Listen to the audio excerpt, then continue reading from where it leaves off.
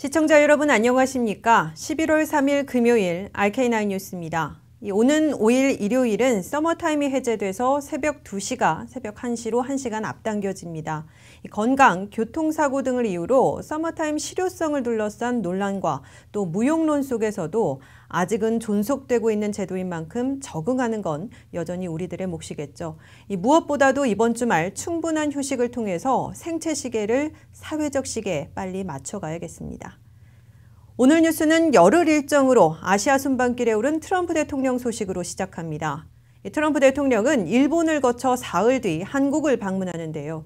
청와대가 오는 7일부터 이틀간 한국을 국빈 방문하는 트럼프 대통령의 일정을 발표했습니다. 양국 정상회담 이후 청와대 경내를 함께 산책하고 트럼프 대통령은 마지막 날엔 현충원도 방문합니다. 서울에서 이수정 특파원이 보도합니다. 오는 7일 정오전에 미국 대통령으로는 25년 만에 트럼프 대통령 부부가 국빈으로 한국을 방문합니다. 강경화 외교부 장관과 조윤재 주미대사 내외가 영접하고 도착과 동시에 21발의 예포가 발사되는 등 최고의 영접이 시작됩니다. 이어 첫 일정으로 평택의 주한미군 기지인 캠프 험프리스를 방문해 양국 군 장병을 격려하고 한반도 정세 브리핑을 받습니다. 오후에는 청와대 공식 환영식과 정상회담, 이어 청와대 경내를 함께 거닐고 난 후 정상회담 결과문 발표와 기자들과의 질의응답, 영빈관 국빈 만찬이 개최됩니다. 트럼프 대통령은 방한 둘째 날인 8일에는 주한미국 대사관 직원과 가족들을 격려하고 국회를 방문해 연설합니다. 마지막 일정으로 국립현충원을 방문해 현충탑에 헌화한 트럼프 대통령은 일본과 한국에 이어 다음 방문지인 중국으로 향합니다. 청와대는 또 트럼프 대통령의 방한에 앞서 미국이 요구해온 대북 독자 제재 방안을 발표할 예정이어서 한미 동맹의 굳건함을 재확인하는 계기로 삼을 예정입니다. 서울에서 RKTV 뉴스 이수정입니다. 한국을 포함해 첫 아시아 순방에 나선 도널드 트럼프 대통령은 문재인 대통령과의 한미 정상회담에서 대북 군사 옵션도 논의하되 전쟁 없는 해결 방안에 초점을 맞출 것으로 허버트 맥메스터 백악관 국가안보 보좌관이 밝혔습니다. 관련 내용 워싱턴에서 한면택 특파원이 전합니다. 도널드 트럼프 대통령이 워싱턴을 출발해 하와이 미 태평양군 사령부 등을 순시한 후에 5일부터 7일까지 일본에 이어 7일과 8일 한국, 8일부터 10일까지 중국, 그리고 베트남과 필리핀 등 5개국을 방문하는 첫 아시아 순방 외교에 나섰습니다. 도널드 트럼프 대통령의 한국을 포함한 첫 아시아 순방에서는 역시 북한의 핵미사일 위협에 어떤 대응책을 내놓고 어떤 공통의 해법을 찾을지에 집중될 것으로 확실시되고 있습니다. 트럼프 대통령은 오는 7일 문재인 대통령과의 한미 정상회담에서 대북 군사 옵션도 반드시 논의하되 전쟁 없이 해결하기 위해 북한을 더욱 고립시키는 방안을 심도 있게 모색할 것으로 예고하고 있습니다. 허버트 맥메스터 백악관 국가안보 보좌관은 트럼프 대통령과 문재인 대통령의 정상회담에서는 반드시 군사 옵션을 논의하게 될 것이라고 밝혔습니다. 맥메스터 국가안보 보좌관은 아시아 순방국가 출신 특파원들과의 라운드 테이블 회견에서 동맹 안에서 잠재적 군사 노력을 논의하지 않는 게 오히려 무책임한 행동이 될 것이라고 지적했습니다.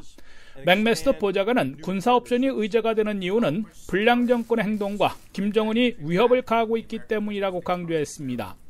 그러나 미국은 전쟁 없이 북핵 문제를 해결하는 방안을 더 선호하고 있으며 이를 위해 각국이 북한 정권을 경제적, 외교적으로 더욱 고립시켜야 한다고 맥메스터 국가안보 보좌관은 요구했습니다. 맥메스터 국가안보 보좌관은 우리는 전쟁 없이 해결하기 위해 모든 국가들이 북한을 경제적, 외교적으로 더욱 고립시켜 김정은 정권이 핵미사일을 추구하는 게 더 안전해지지 않을 것이며 비핵화 이외에는 선택지가 없다는 점을 인식하도록 만들기를 원하고 있다고 밝혔습니다. 맥메스터 안보 보좌관은 시간이 소진되고 있으나 미국은 외교 노력을 결코 포기하지 않아왔고 외교를 메인으로 삼고 있다면서 다만 북한의 심각한 위협을 인식하고 있는 나라들과의 외교 노력에 집중하고 있는 것이라고 설명했습니다. 그는 한국과 중국이 사드, 배치 갈등을 봉합한 데 대해서 한반도에 필요한 것은 북한을 향한 처벌과 제재이지 한국을 향한 처벌과 제재가 아니다라며 중국은 위험하고 망해가는 나라인 북한과의 관계보다 한국과의 관계를 우선시하는 게 타당하다는 점을 깨달은 것 같다고 평가했습니다. 지금까지 워싱턴에서 RKTV 뉴스 한면택입니다. 촛불 시위를 주도했던 220여 개의 한국 내 반미 단체들이 트럼프 대통령이 방한하는 7일과 8일에 맞춰 미 대사관, 청와대, 그리고 국회 등에서 반미, 반트럼프 시위를 벌일 계획이 알려져서 우려가 큽니다. 이에 한국 경찰은 현 정부 들어서 처음으로 청와대 인근에 신고한 시위와 행진을 금지하거나 제한하는 통고를 내렸다고 하는데요. 이 집회나 시위가 불필요하게 과격해지지 않길 바랍니다. 다음 소식입니다. 미국의 10월 실업률이 17년 만에 최저치인 4.1%로 떨어지고 26만 1,000명의 일자리를 늘려 허리케인 타격을 극복하고 고용 호조를 회복했습니다. 이 같은 고용 지표로 연말 대목의 호황을 기대할 수 있게 됐지만 12월 금리 인상을 더욱 굳히고 있다는 분석입니다. 조한규 기자가 보도합니다. 미국의 10월 고용이 허리케인의 강타당해 최악을 기록했던 9월의 악몽에서 깨어나 견고한 호조를 회복했습니다. 미국의 10월 실업률은 4.1%로 전달보다 0.1포인트 더 떨어졌습니다. 4.1%의 실업률은 2000년 12월 이래 17년 만에 최저치를 기록한 것입니다. 10월 한 달 동안 미국 경제에선 26만 1,000명의 일자리를 늘렸습니다. 이는 31만 5천 명 증가를 기대했던 월가의 예상치에는 다소 못 미친 것이지만 허리케인의 텍사스와 플로리다가 강타당했던 9월의 악몽에선 탈출한 것입니다. 이와 함께 9월의 고용에서는 당초 마이너스 3만 3천 명으로 발표됐다가 이번에는 플러스 1만 8천 명으로 수정됐고 8월은 당초 16만 9천 명 증가해서 이번에 20만 8천 명 증가로 올라가 두 달 합해 9만 명이나 늘어났습니다. 10월 고용이 호조를 되찾은 것은 허리케인의 강타당해 사실상 문을 닫았던 텍사스와 플로리다 등지의 식당과 바 등에서 일자리를 8만 9천 개와 9만 8천 개를 다시 회복했기 때문입니다. 그러나 10월에 시간당 임금은 전달보다 1센트 떨어진 26달러 53센트로 주춤해졌으며 연율로는 2.4% 증가로 다시 둔화됐습니다.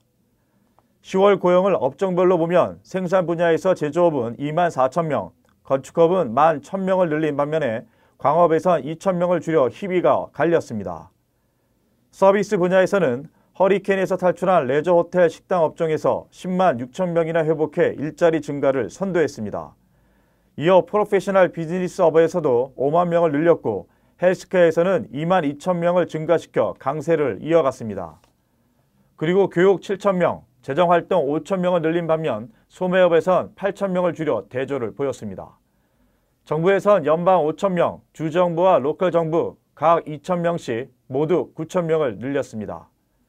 10월 고용 성적을 보면 올 연말에 고용과 쇼핑, 전체 경제 성장에서 강한 호조를 보일 것이라는 기대를 갖게 하고 있다고 경제 분석가들은 분석하고 있습니다. 연준은 12월 12일에서 13일에 열리는 올해 마지막 FOMC 정례회의에서 올 들어 세 번째로 0.25포인트 금리를 인상하게 될 것으로 기정사실화되고 있습니다. RKTV 뉴스 조한규입니다. 도널드 트럼프 대통령이 차기 연방준비제도 의장으로 지명한 제롬 파월 연준 이사의 자산이 1억 1천만 달러를 넘어설 것이라는 추산이 나왔습니다.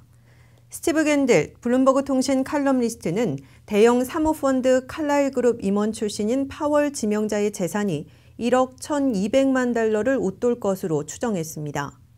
이는 대부분 매체가 파월 지명자의 최근 재산 공개서를 토대로 보도한 5,500만 달러의 2배에 해당합니다. 겐들은 파월 지명자의 재산 가운데 최대 규모일 수 있는 뱅가드 토럴 스탁마켓 인덱스 펀드 투자액이 배당 수익을 고려할 때 5,850만 달러에 달할 것이라는 관측에서 이 같은 추산을 내놨습니다. 겐델 칼럼니스트는 경제계에서 가장 중요한 인사 가운데 한 명인 연준 의장이 0.1% 최고 자산가에 속하는 점이 연준 정책에 그림자를 들이울 수 있다고 지적했습니다. RK9 뉴스 잠시 후에 계속됩니다.